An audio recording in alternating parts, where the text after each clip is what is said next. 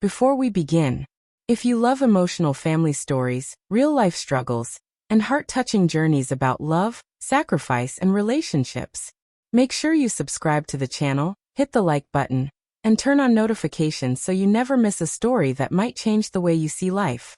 Because today's story is about a mother, a soul, and the painful, beautiful moment when love means letting go. The rain fell quietly over Maplewood. Not the loud, angry kind of storm that rattles windows and floods streets. This rain was softer, slower, the kind that whispered against rooftops, the kind that made the world feel smaller, calmer, almost frozen in time. Streetlights reflected on the wet pavement like scattered gold. Tree branches swayed gently, and at the very end of Willow Lane, inside a small cream-colored house with warm yellow lights glowing through the curtains, Emily Carter stood alone in her kitchen. The house smelled faintly of dish soap and chamomile tea. The sink was filled with the last of the dinner plates. Her sleeves were rolled up. Water dripped from her fingers. It should have been an ordinary night. Just another quiet evening. But something felt different. Heavy. Like the air itself was holding its breath. Emily stacked the plates slowly, lost in thought. At 43, she had grown used to silence. Used to the rhythm of a small home shared with only one other person. Her son, Alex. Her whole world. Her only child. Her greatest achievement. And lately, something about him had changed. She couldn't explain it. But mothers always know. It was in the way he avoided eye contact. In the way he stayed up late. In the way his laughter didn't sound as light as it used to. Like something was weighing on him. Like he was standing at the edge of a decision he hadn't told her about yet. She dried her hands on a towel and sighed. Maybe I'm overthinking, she whispered to herself. But deep down, she knew she wasn't. Then, Mom, can we talk? His voice came from the living room. Soft, careful, almost fragile. Emily froze. Her heart skipped. That wasn't his normal voice. That was the voice someone uses when something serious is about to change everything. She wiped her hands again, though they were already dry. Her palms were suddenly cold.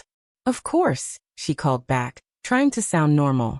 But her chest tightened as she walked toward him. Every step felt heavier. Like she already knew. This conversation would divide life into two parts. Before tonight. And after. Alex was sitting on the couch. The lamp beside him cast a golden glow across his face. But it didn't hide the tension in his eyes. He was staring down at his hands, rubbing his fingers together nervously, like he was rehearsing words in his mind. Emily sat beside him immediately, instinctively, close enough to touch, close enough to protect. She reached for his hand. What's going on, honey? He inhaled deeply, held it, exhaled. Silence stretched between them. Tick, tick, tick. The clock on the wall suddenly sounded louder than ever. Finally, Mom, I need to ask you something. Her stomach tightened. A request? She asked gently. He nodded, but didn't look at her. And that scared her more than anything. Alex had always been open with her. Always honest. So why did this feel so hard for him? You can tell me anything, she said softly. Always. He swallowed, then looked up. And the emotion in his eyes nearly broke her heart. I want to leave town. The words hit like a slap. Leave. With someone I love. The world stopped. Just like that. Everything went quiet. Even the rain outside seemed to pause. Leave town. Someone I love. Her brain tried to process it. But it felt unreal. Like hearing news about someone else's life. Not hers. Not her son. You mean move? She whispered. He nodded slowly. I want to start fresh. Somewhere new. Somewhere we can build our own life. We. That word hurt more than she expected. Not me. Not us. We. Someone else had become his future. And for the first time, she realized she wasn't at the center of it anymore. What's her name? Emily asked carefully. Sophie. He smiled when he said it. And that tiny smile told her everything. This wasn't a phase. This wasn't temporary. This was real. She's kind, Mom. She understands me. Being with her just feels right. He laughed softly. Nervous. I've never felt this way before. Emily studied him quietly. And suddenly, she didn't see a boy. She saw a man. Her little boy who used to hide behind her legs at the grocery store. Now talking about building a life with someone else. Time really was cruel. It never asked permission before moving forward. How long, she asked. A few months, but it feels like years. He squeezed her hand. I didn't want to hide anything from you. Then his voice cracked. But I can't go without your blessing. That did it. That broke her. Because this wasn't rebellion. This wasn't running away. This was respect. Love. Trust. He still needed her approval. Still valued her opinion. Even now. Tears blurred her vision. Memories flooded in. His first steps. His first day of school. Holding her hand when he was scared. Calling her after every bad day. How could the same child now be ready to leave? How did 23 years pass so quickly? She stood up slowly and walked to the window. Rain traced thin lines down the glass. Street lights shimmered. Her reflection stared back at her. A mother trying to be strong. Trying not to be selfish. Because love isn't about holding someone close. It's about letting them grow. Even when it hurts. Especially when it hurts. Behind her, Alex waited silently. Didn't pressure her. Didn't rush her. He had her patience. Her heart. Her kindness. Maybe. She had done something right after all. She turned back to him. Her voice barely steady. I'm scared, Alex. He nodded. I know. I don't want to lose you. You won't, he said immediately. You're my home. That won't ever change. And that sentence wrapped around her heart like a warm blanket. Maybe distance didn't mean separation. Maybe love didn't weaken with miles. Maybe it simply changed shape. She walked back, held his face in her hands like she used to when he was little, and whispered, Give me some time to think. Relief washed over him. Okay. He hugged her tightly, and for a moment, she held him longer than usual, like she was memorizing the feeling. Just in case. Morning came quietly. Too quietly. The rain had stopped sometime before dawn, leaving Maplewood washed clean and shining under pale sunlight. Drops clung to the trees like tiny crystals. The street outside looked peaceful. Still. Almost innocent. But inside the Carter house, peace didn't exist. Emily hadn't slept. Not really. She had closed her eyes, sure. But her mind never stopped moving. Every time she drifted off, memories pulled her back awake. Alex as a toddler running through the hallway in socks. Alex crying on his first day of kindergarten. Alex learning to ride a bike, falling, scraping his knees, then looking at her with watery eyes and saying, Don't let go, Mom. And now, he was the one letting go. She sat at the kitchen table, fingers wrapped around a mug of tea that had already gone cold. Sunlight filtered through the curtains. Dust floated lazily in the air. The clock ticked. Tick, tick, tick. Too loud. Everything felt too loud. Even the silence. Her eyes drifted to the empty chair across from her. For years, that's where Alex had eaten breakfast. Cereal spills. Toast crumbs. Sleepy smiles. Now it just looked temporary. Like it was waiting to be empty. Footsteps approached. Soft. Careful. Alex. He stepped into the kitchen like he wasn't sure he was welcome. Like he was afraid one wrong move might break something fragile between them. Morning, Mom, he said gently. She forced a small smile. Morning. There was an awkward pause. The kind that had never existed between them before. It hurt more than any argument could have. I can make breakfast, he offered quickly. Eggs, toast, coffee. It wasn't really about food. It was his way of saying, I'm still here. Please don't be upset with me. Emily noticed that. And her heart softened instantly. You don't have to, she said. I want to.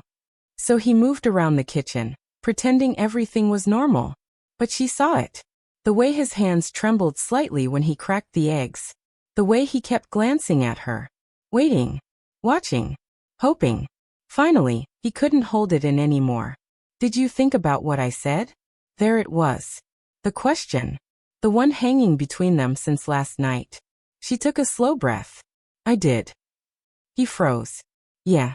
It's just a lot, Alex. Her voice cracked despite her effort. You've been my whole world for 23 years. And suddenly you're talking about moving away. Starting a life somewhere else. She looked at him. I'm happy for you, but I'm scared too. His shoulders relaxed slightly. Not rejection. Not anger. Just honesty. I'm scared too, he admitted. That surprised her. You are? He nodded. Yeah. New place. New job. New everything. But when I'm with Sophie, it doesn't feel scary. It feels right. Right. Such a simple word. Yet so powerful. Emily studied his face. The determination. The quiet confidence. This wasn't a boy chasing a dream. This was a man choosing his future. And somehow, that realization hurt and healed her at the same time. Later that afternoon, when Alex stepped out to run errands, Emily did something she hadn't planned. Something her heart pushed her to do. She picked up her phone. Scrolled through Alex's messages. Found the number. Sophie. Her thumb hovered over the call button. Should I? Would it be weird? Would she think I'm interfering? But if this girl was going to take her son away, if this girl was going to become part of his life, Emily needed to know her, needed to hear her voice, needed to understand the person her son trusted with his heart. So she pressed call. Her pulse raced. Ring, ring, ring. Then, hello? Mrs. Carter.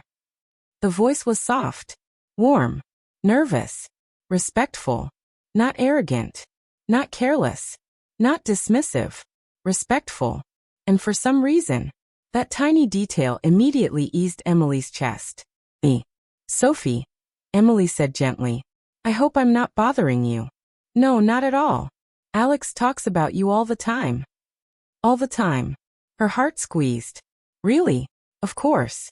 He says you're the strongest person he knows. Emily blinked rapidly. She hadn't expected that. They talked. At first awkwardly. Then slowly. More naturally. Sophie spoke carefully, like every word mattered. She told Emily how Alex supported her when she was stressed. How he remembered small things. How he made her laugh when she wanted to cry. He's really special, Sophie said quietly. I've never met someone so kind. Emily felt tears rising again. Because that was her boy. The same boy she raised. Still gentle. Still loving. Still good. I just want him to be happy, Sophie added. And I promise, I'll never hurt him. I'll take care of him like you did. That did it. Emily's voice trembled. Thank you, sweetheart. Sweetheart. The word slipped out naturally. Like Sophie already belonged.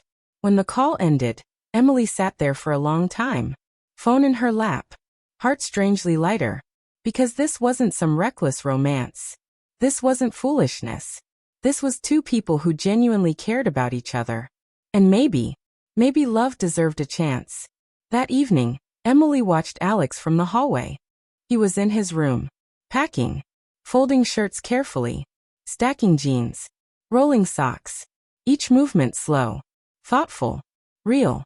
This wasn't a conversation anymore. It was happening. Actually happening. She leaned against the wall and just watched. Memorizing everything. The posters on his wall. The messy desk. The old guitar in the corner. This room had held his entire childhood. Now it looked temporary. Like a hotel room he was about to check out of. Mom. She hadn't realized he saw her. You okay? She forced a smile. Just checking on you. He walked over. Hugged her suddenly. Tightly. Like he used to when thunderstorms scared him. Thank you, he whispered. For trying. She closed her eyes. Held him back. Maybe this was what growing up looked like. Not dramatic. Not explosive. Just quiet. And heartbreaking. That night, lying in bed, Emily stared at the ceiling. Thinking. Reflecting. Remembering. Motherhood wasn't what she thought it would be. When Alex was born, she believed her job was to protect him forever. Keep him close. Keep him safe. But now she understood something deeper. You don't raise children to stay. You raise them to leave. To build. To love. To live.